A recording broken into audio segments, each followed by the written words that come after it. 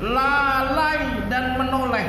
Lalai di dalam tafsir Ibnu Katsir artinya sembahyangnya pikirannya jalan-jalan waktu sembahyang.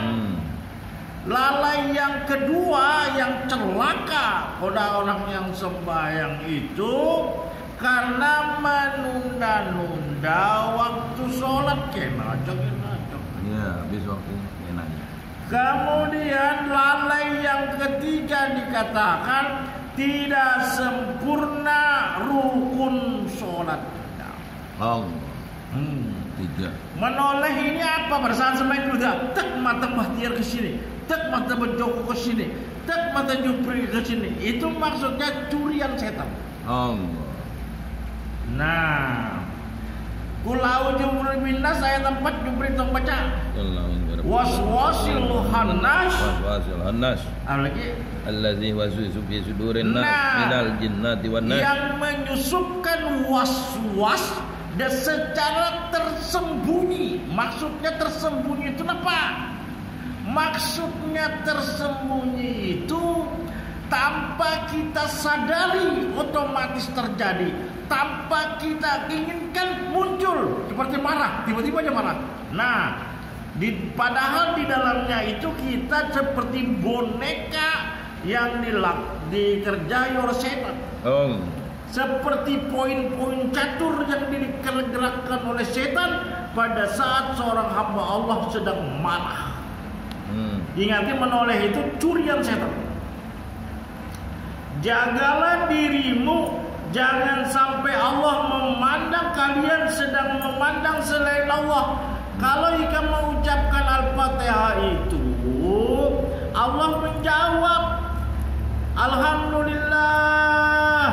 Itu dijawab oleh Allah. Hambaku memujiku. Ar-Rahmanir Rahim. Allah menjawab pada saat hati kada jalan-jalan. Kalau hati jalan-jalan, Allah kada mau menjawab lagi. Sepertinya aku mau bandel Jupri serius nih. Tapi hatiku ke pasar. Apakah aku nih menghargai Jupri kah? Ada. Nah, kada menghargai, kada menghormati, padahal yang kita hadapi ini sang serba mahal. Yang menciptakan Subhanallah. Apabila hati anak Adam tadi serius, tidak kemana-mana hati dan pikirannya waktu sembahyang, maka Allah tetap memandang pandangan kepadanya. Tapi apabila tidak, maka Allah berpaling. Subhanallah. Janganlah sampai kalian mengucapkan ucapan memohon surga kepada Allah, memohon perlindungannya dari siksa jahanam, sedang hati kalian lalai, tidak mengerti apa yang diucapkan oleh lisanmu sendiri. Misalnya kita Bismillahirrahmanirrahim, Alhamdulillahirabbil alamin, Arrahmanirrahim. Walaupun terjadi gerak lepek pada ucapan itu, tapi kita menyampaikan bacaan, menyampaikan itu.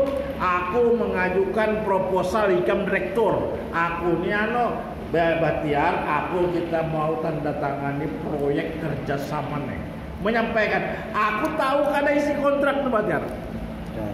Nah, menyampaikan ini tahu dulu apa yang disampaikan. Jangan asal baca aja. Dari Utsman Abi Aus ia berkata, ada berita yang sampai kepadaku bahwa Rasulullah Sallallahu Alaihi Wasallam pernah sholat dengan bacaan keras. Setelah selesai lalu beliau bersabda, apakah ada ayat dari suara yang saya baca tadi yang saya tinggalkan tidak saya baca? Para sahabat menjawab, kami telah mengerti, tidak tahu. Lalu Ubay bin Ka'ab berkata, ya benar ada ayat ini dan ayat ini. Kemudian Nabi Muhammad sallallahu alaihi wasallam bersabda, mengapa masih ada kaum yang dibacakan kitab Allah lalu tidak mengerti ayat-ayat yang tertinggal dan tidak terbaca. Sampai ke situ dia. Karena demikian itulah maka keagungan Allah dikeluarkan dari hati kaum Bani Israel. Badan wadahnya menyaksikan, sedang hatinya kosong dari mengingat Allah. Allah tidak akan menerima amal seorang hamba sehingga hati dan badannya, wadahnya bersama-sama menyaksikan hadir. Lalu pada kita mendapat Bismillahirrahmanirrahim, itu pikiran kita ini dikontrol oleh bacaan. Rahasianya supaya bisa dikontrol oleh bacaan tadi pikiran itu dengan tumanina. Berhenti sejenak. Bismillahirrahmanirrahim itu 3. Bismillahirrahmanirrahim. Alhamdulillah 3 juga. Alhamdulillahirabbil alamin 3. Berhenti sejenak.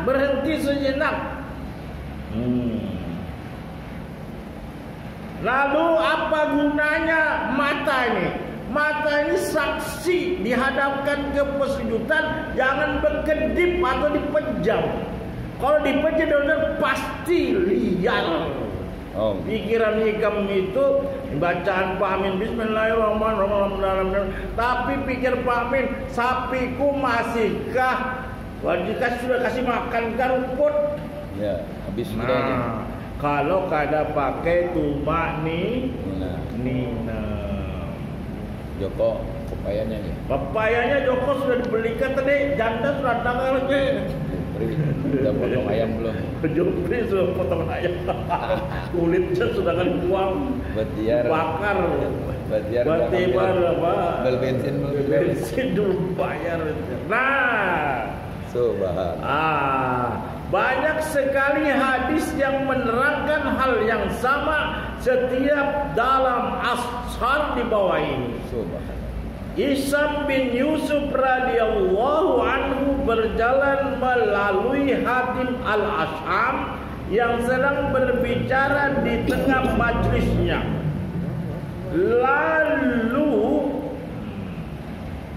Lalu Hashim, hai Hatim, sudah baguskah solatmu? Nah, ini kita ulang-ulang lagi. Hatim menjawab, ya sudah bagus. Hisam berkata, nah bagaimana cara solatmu? Hatim menjawab, nah dengar itu betul. Kita masuk yang membaca.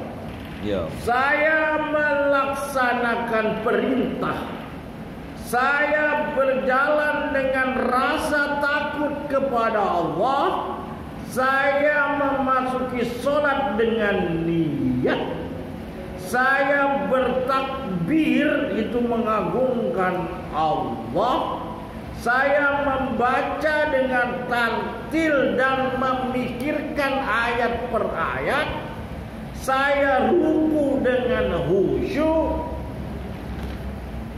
Saya sujud dengan tawadu, merendahkan diri. Saya duduk membaca tasyahud dengan sempurna, yang Rabbil Jalil wal Hamd. Saya salam dengan niat dan saya mengakhiri solat dengan ikhlas karena Allah semata. Saya menyadarkan diriku dengan rasa takut. Saya mau khawatir jangan-jangan solatku tidak diterima, dan saya telah menjaganya dengan semaksimal mungkin sampai matiku nanti. Hisam berkata, silakan saudara terus berbicara. Anda telah melakukan sholat dengan bagus. Sekali lagi. Langsung kepada poinnya aja. Ya. Saya